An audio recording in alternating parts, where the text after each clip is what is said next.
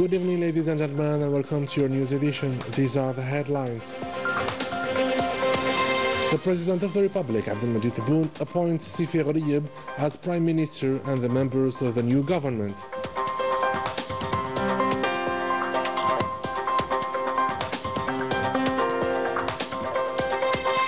A new government with new skilled and well-experienced members to fulfill the mission of serving the Algerian citizens and improve the national economy.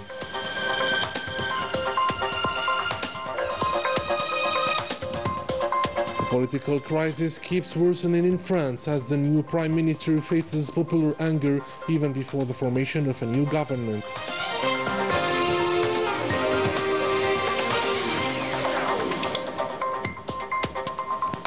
Protests in Morocco to denounce the Makhzen's exclusionary policies. Welcome back. The President of the Republic, Abdelmajid Tebboune, received on Sunday the acting Prime Minister, Sifi Ghorayeb. He officially appointed him Prime Minister and tasked him with forming a new government.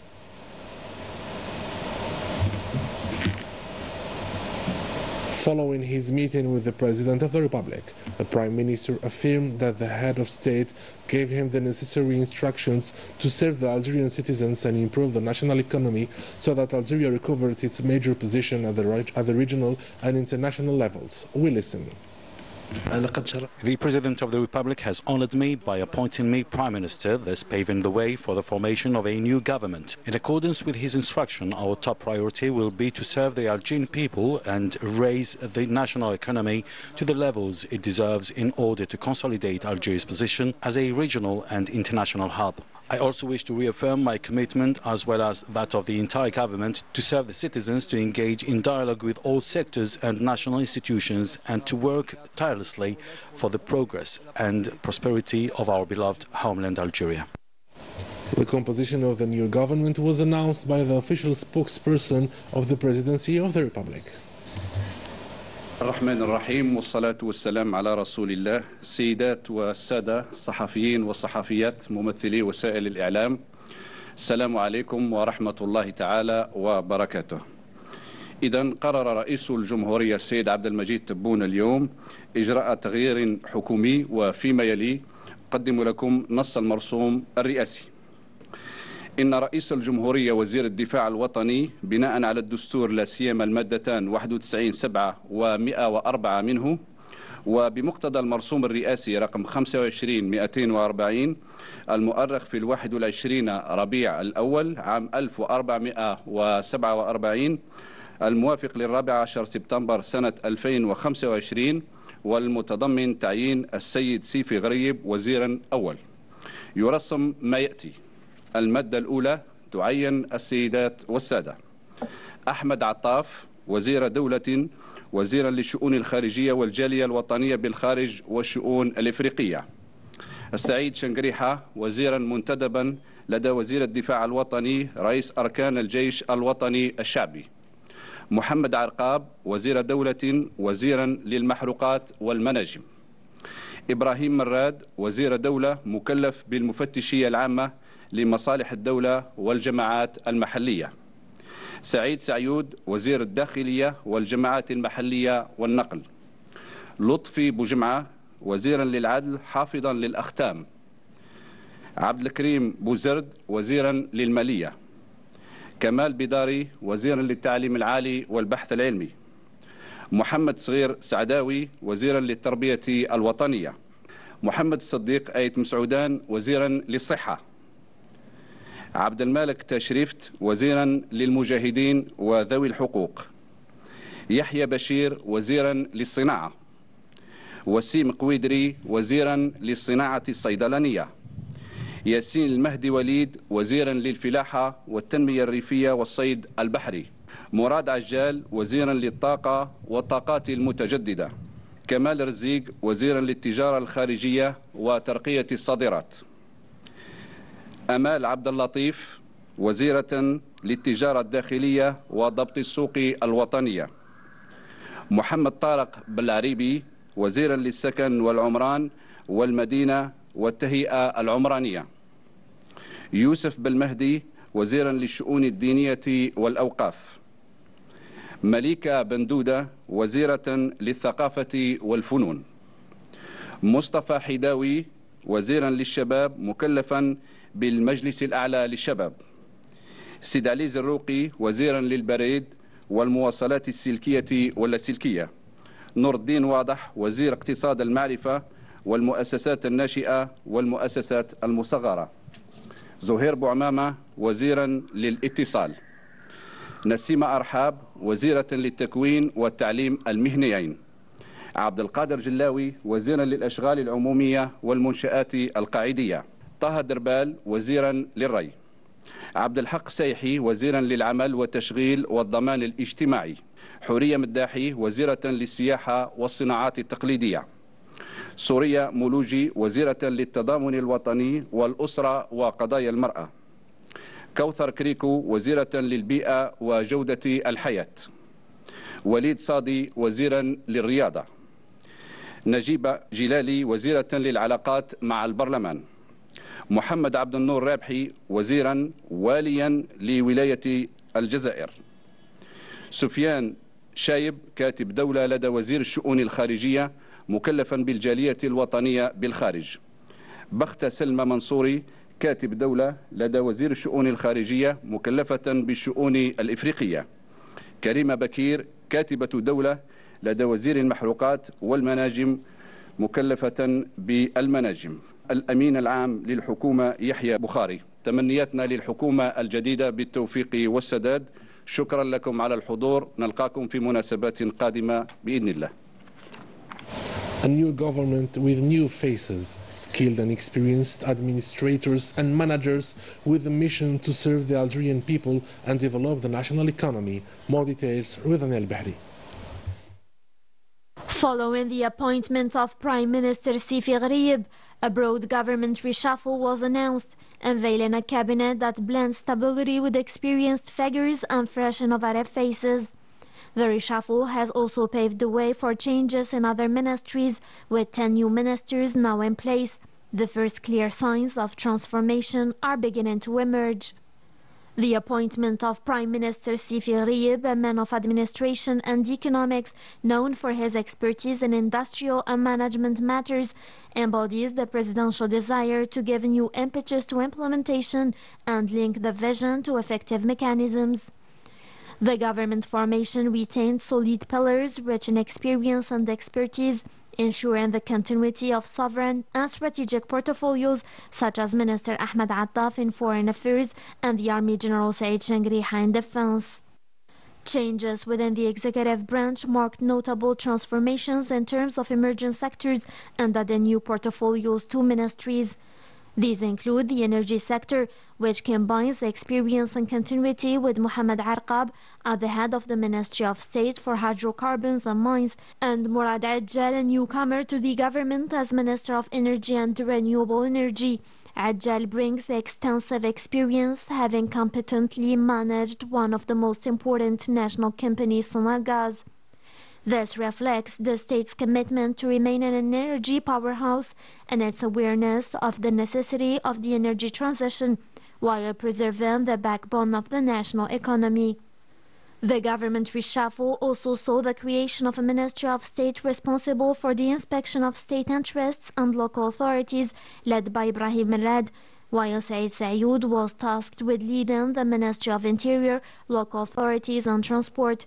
These portfolios are overseen by names with proven experience in the field, giving the sector an integrated security, development and service dimension. Minister Mohamed Tariq Belaribi's power were expanded to become Minister of Housing, Urban Planning, the City and Territorial Development, combining construction, planning and urban expansion. The industrial sector, which relies heavily on this ambitious and complex economy, saw the appointment of a new face, Minister Yahya Bashir, who was chosen based on his extensive experience in the sector. The trade sector, with its internal and external divisions, reflected the state's awareness on the need to control the domestic market while promoting exports, led by Kamal Rizig, Minister of Foreign Trade and Export Promotion. And Amal Abdellatif, the new arrival as Minister of Domestic Trade and National Market Control, following her extensive experience in the finance and tax sectors. The health sector was entrusted to a new face, Professor Mohamed Siddiq Ait Masoudan, who comes from the field of specialized medicine, to give the sector a new lease of life. The labor, employment and social security sector will be led by Abdelhak Seihi, who will manage a highly sensitive social portfolio. The culture and arts sectors will witness continued reforms led by Minister Malika Bendouda, who knows the sector very well. Another notable change is the appointment of Zohair Bouamama as Minister of Communications, a newcomer with an academic and advisory background from the Presidency of the Republic.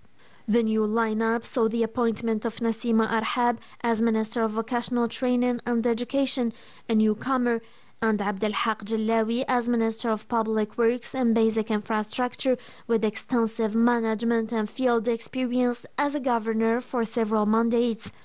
Yassine Al-Mahdi Walid left vocational training to head to the Ministry of Agriculture, Rural Development and Fisheries in a bid to integrate an innovative mindset into the agricultural sector.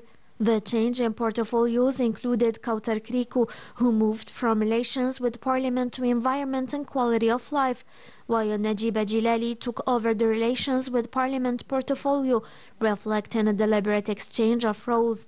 A detailed examination of the changes reveals the appointment of Mohamed Abdel Noor Rabhi as the governor of Algiers and Abdel Malik Tashrift as Minister of Mujahideen and Rights Holders. The changes within the executive branch included a significant female representation. This presence reflects a political will to enhance women's participation in vital economic and social sectors. For example, Karima Bakir has been appointed Secretary of State to the Minister of Hydrocarbons and Mines in charge of mines. Tasked by the President of the Republic as a special representative, the State Minister, Minister of Foreign Affairs, National Community Abroad and African Affairs, Ahmed Attaf, arrived on Monday at Doha in Qatar to participate in the Special Arab Islamic Summit on Monday.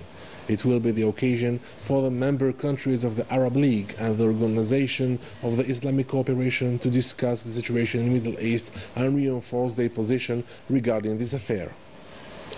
And the Army General Mustafa Ismaili, commander of the Land Forces, received on Sunday at the headquarters of the Land Forces the Major General Claude K. Tudor, commander of the Special Operations Command Africa, accompanied by a high-level delegation and the U.S. Ambassador to Algeria, Elizabeth Moore-Oben. On this occasion, the two parties held bilateral talks on the mutual interest issues. They also held the excellent bilateral relations and the consultation and cooperation mechanisms between the two countries. After the meeting, the Major General Claude K. Tudor signed the Golden Book.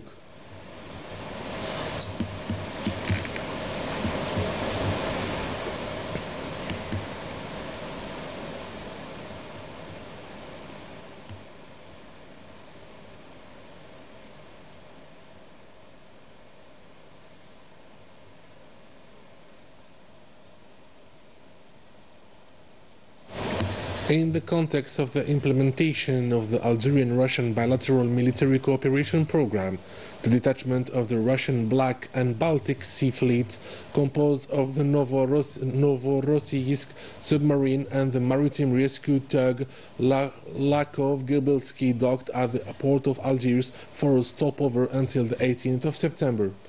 The head of the mission and his delegation visited the general commander of the Central Maritime Facade in the first military region. Cultural and sports activities will be organized for the detachment staff. This stopover is an occasion for the experience exchange and the consolidation of the naval cooperation between the two countries.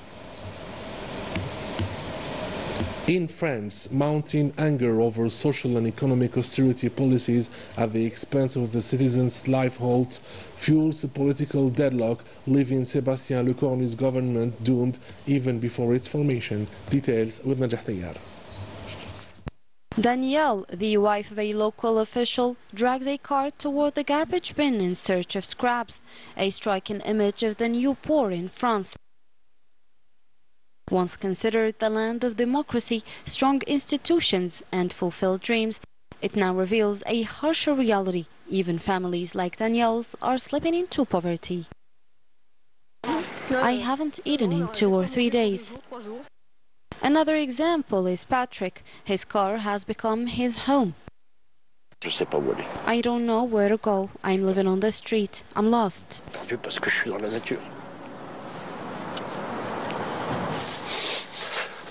Statistics confirm the depth of this crisis. More than 30,300 French citizens holding permanent jobs are homeless.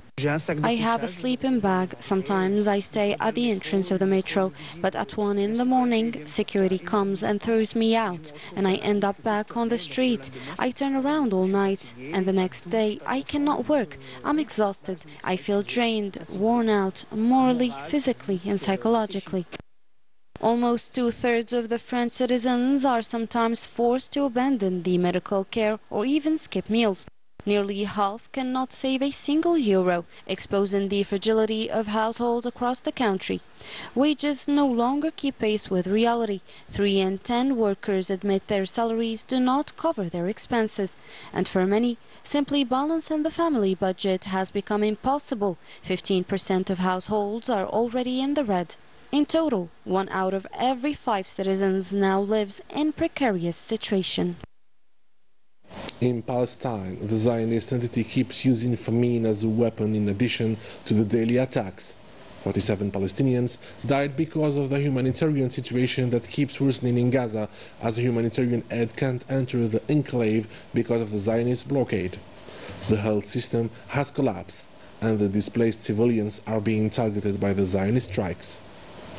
And with this, we come to the end of our edition. Ladies and gentlemen, thank you for being with us. Have a good night.